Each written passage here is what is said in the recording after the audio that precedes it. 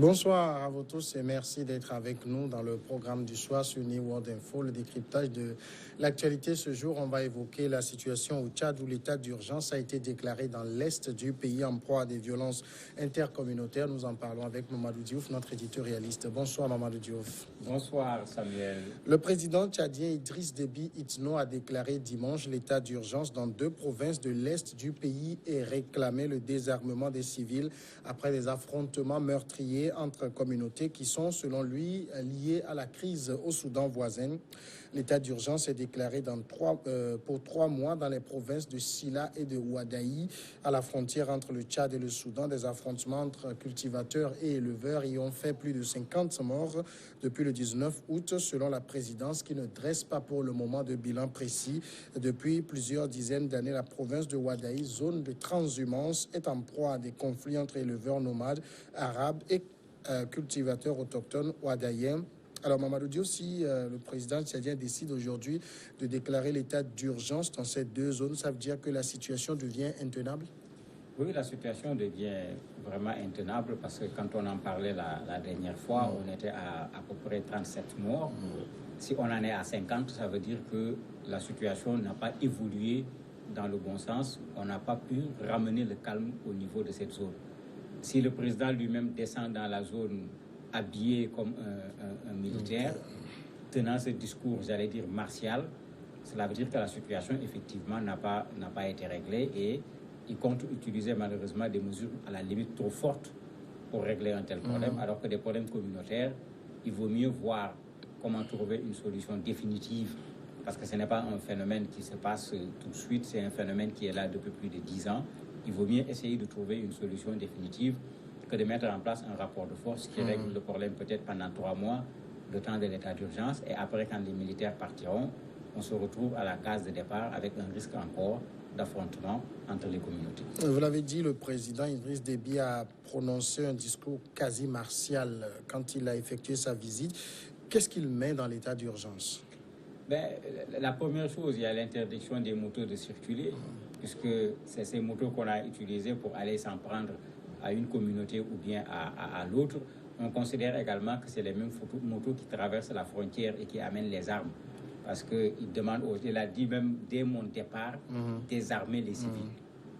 Bon, c'est inquiétant quand même comme discours. Désarmer les civils, comment?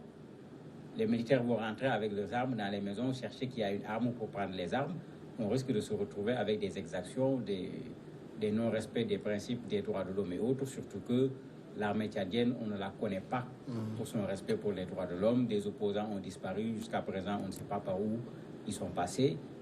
Donner un tel discours me semble quand même dangereux dans une zone qui est déjà une zone en crise, d'autant plus que c'est la zone d'origine également du président, parce que les éleveurs Wadaï, parce que tous les éleveurs ne sont pas des Arabes ou des étrangers, les éleveurs de la zone font partie du groupe communautaire du président de la République, raison pour laquelle la Convention de défense des droits de l'homme du Tchad se plaint en disant est-ce que on n'est pas en train d'assister à un appel au meurtre avec ce que le président est en train de tenir comme discours.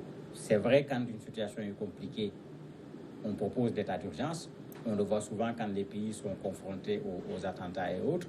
Mais immédiatement après, vous voyez les organisations des droits de l'homme se plaindre parce que c'est une sorte de porte ouverte à du non-droit, puisque les procédures sont accélérées. On n'a pas besoin d'aller voir un magistrat pour entrer dans la maison de quelqu'un, pour attraper quelqu'un. Bon, ça rend les choses plus compliquées et c'est pourquoi il y a de quoi quand même être prudent par rapport à cet état d'urgence. Le président Déby est encore allé plus loin. Il a dit s'il y a encore des conflits entre Arabes et Ouadaïens, vous en tuez 10 de chaque côté afin de sauver la majorité.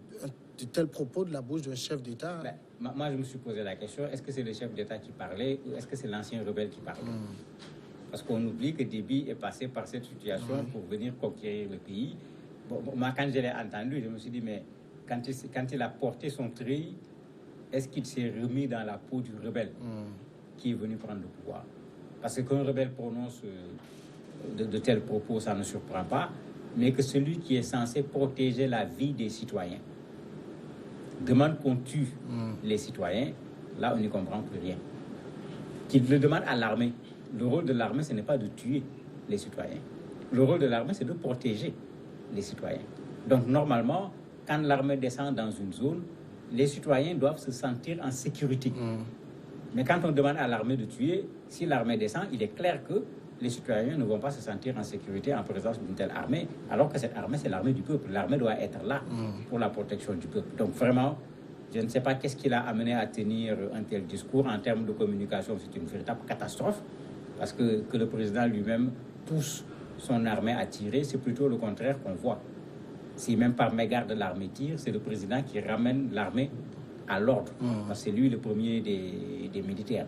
Mais quand c'est lui qui ouvre le feu le premier, on se pose des questions sur quelle opération ils veulent mener dans cette zone de l'Est du Tchad. Il y a quand même tout de même nécessité dans ces régions-là de désarmer les civils. Oui, mais ça va être très compliqué parce qu'ils ont d'abord laissé passer. Puisque les ONG disent qu'il est aussi facile d'acheter une arme là-bas que d'acheter du pain. Et l'explication qu'ils donnent également est claire. Il y a la Libye qui a été désarticulée avec tout ce qui existait là-bas comme arsenal sur le plan militaire, qui a traversé les frontières. Il y a la Centrafrique qui est à côté, qui est en crise. Il y a une frontière, parce que cette partie-là a une frontière avec le Soudan. Et c'est la partie du Soudan également où il y a la crise avec le Darfour, avec un certain autre nombre de groupes rebelles. Mais ça veut dire que la circulation des armes est favorisée. Et on est dans des zones aussi, comme dans nos pays, on le fait souvent, c'est plus la capitale qui est la zone rangée, avec de l'ordre, on contrôle, les autres espaces, on laisse. C'est vrai que là-bas, aujourd'hui, la présence des armes est un problème. D'ailleurs, c'est cette présence des armes qui explique le nombre de morts, parce qu'une bonne partie des victimes ont été tuées par balle. Et ce n'étaient pas les soldats qui ont tiré, c'est des deux côtés des communautés qui s'affrontaient que les gens avaient des armes. Donc les désarmer, effectivement, il faut le faire, mais de quelle manière? C'est là où il faut faire attention aussi pour que vouloir désarmer ne se traduise pas également par un autre massacre, alors qu'on est venu pour que les massacres cessent dans cette région. Alors, avant qu'il n'aille tenir ce discours un peu martial, est-ce que le gouvernement tchadien n'a pas tenté de résorber la situation? On ne dirait pas. On ne dirait pas, parce que s'ils avaient posé des actes, on n'aurait pas eu besoin de ce discours. Parce que quand on disait que le président partait, tout le monde s'attendait à ce que le président ramène les gens à l'ordre. Tout le monde. Mais certains disent que puisque c'est sa zone, puisque les éleveurs d'origine, les éleveurs wadaïens sont de la même tribu que le président, certains se sont demandé est-ce que ce n'est pas quelqu'un qui se sent concerné qui est venu prendre la parole. De sorte que certaines organisations des droits de l'homme disent que même le président a fait un appel au meurtre. Certains vont plus loin en disant que si demain il y a un génocide dans cette zone, c'est le président de la République qui sera le premier responsable. Donc pour dire que il fallait résoudre ce problème, c'est indiscutable, mais l'approche n'est pas la bonne parce qu'on voit les Tchadiens eux-mêmes ne pas du tout apprécier la méthode qui est utilisée par le président. Quand il y a affrontement, il n'y a rien à faire, il faut bel et bien que l'armée soit là pour que l'affrontement cesse. Maintenant, quand il faut résoudre le problème, est-ce que l'armée est l'institution la plus indiquée? Je ne le crois pas. Dans beaucoup de pays, souvent, vous avez des structures qui sont là, qui s'occupent de questions de médiation quand il y a des problèmes. Je crois que mettre ces structures en avant, amener ces communautés à s'asseoir, à s'entendre, à se comprendre, à se partager cet espace à problème en termes de pâturage, un espace d'agriculture, c'est ça qui peut permettre d'avoir une solution définitive. Sinon, on aura l'impression que le président est allé d'un côté ou de l'autre, le problème restera entier. Alors, comment vivent ces deux communautés? Est-ce que c'est des communautés qui, de façon géographique, vivent séparées l'une de l'autre ou bien elles sont mêlées? Elles vivent légèrement séparées dans ces deux zones. Parce que généralement, les agriculteurs, vous les trouvez, c'est des sédentaires. Ces éleveurs sont des nomades. Mais ils ont quand même un espace où ils sont. Ils font de la transhumance. C'est la transhumance maintenant qui amène le problème parce que avec la transhumance, ils quittent le premier espace que l'on considère comme étant un espace d'élevage. Et c'est dû à deux raisons. La première raison, c'est la sécheresse, qui fait qu'il n'y a plus de pâturage, il n'y a pas d'eau. Ils ne peuvent pas rester avec les animaux. Il faut qu'ils aillent chercher du pâturage, il faut qu'ils aillent chercher de l'eau. Et c'est là où le problème commence. Parce que maintenant, s'il n'y a pas de piste permettant aux animaux de pouvoir aller à ce pâturage, les animaux risquent de traverser les champs. Même si les animaux traversaient les champs sans manger, ils vont piétiner. ce que les gens sont en train de cultiver. Alors que bien sûr, les animaux ne vont pas traverser sans manger. Quand les animaux rentrent dans un champ, surtout que là-bas, ce n'est pas seulement des petits ruminants, vous avez des bœufs, vous avez des chameaux. C'est clair que quand ces gros bétails-là rentrent dans un champ, mais il ne reste absolument plus rien. Et c'est ça qui amène souvent ces affrontements avec ces agriculteurs qui voient tous leurs efforts partir, alors que c'est une zone où tu cultives une fois à l'année. Si tu vois tout le travail que tu as fait partir, il faut attendre la prochaine saison des pluies pour cultiver. Vous imaginez un peu également la situation dans laquelle cet agriculteur est, ce qui les amène souvent à affronter les éleveurs. Et après, on dit c'est éleveurs et agriculteurs qui se sont affrontés. On y mêle l'agitation communautaire, les éleveurs se mettent du côté de l'éleveur, les agriculteurs se mettent du côté de l'agriculteur. Et c'est ça qui fait qu'après, ça déborde même de la zone où le conflit a eu lieu, puisque les autres agriculteurs vont se solidariser en disant voilà, c'est comme ça, ils font tout le temps. Les autres également feront la même chose. Et ça fait qu'on a 2 provinces actuellement où, au niveau du Sila et du Wadaï, il y a vraiment énormément de problèmes sur ce plan-là. Alors si je pose la question ainsi, c'est pour savoir s'il n'est pas plutôt possible pour l'armée tchadienne de jouer un rôle tampon, de se retrouver au milieu de ces 2 communautés. Ça va être compliqué pour les éleveurs. Pour les agriculteurs, c'est facile. Ils sont sédentaires.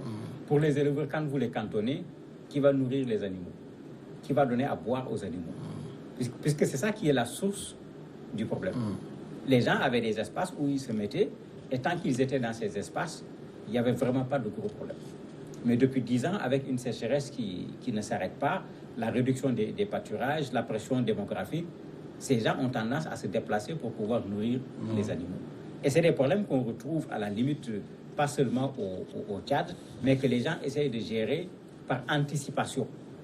Et ici, c'est ça qui manque depuis 10 ans. On n'anticipe pas sur le problème parce qu'on sait à quel moment les éleveurs vont se lever pour partir avec les animaux. On sait la direction qu'ils prennent.